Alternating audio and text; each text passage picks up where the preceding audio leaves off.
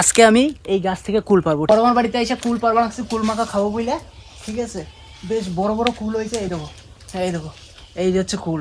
মানে এই কুল মাখা যে আমার কি ভালো লাগে, আর এই বছর আমি প্রথম কুল মাখা খাবো নাকছি।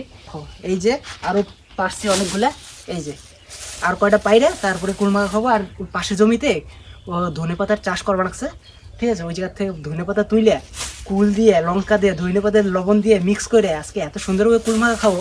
জমির ওই পারে মালিক কাজ করছে, যাই হোক দুটো ধনে পাতা তোলার পরে এই যে আমরা যারা যারা কুল মাখা খাইতে ভালোবাসো অবশ্যই কমেন্ট করে বলো।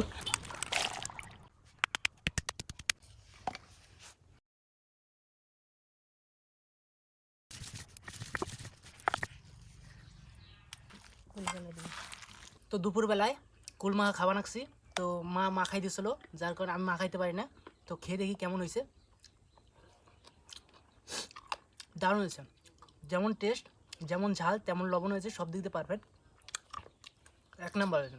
জিঙ্গালালা হু হু, জিঙ্গালালা হু হু।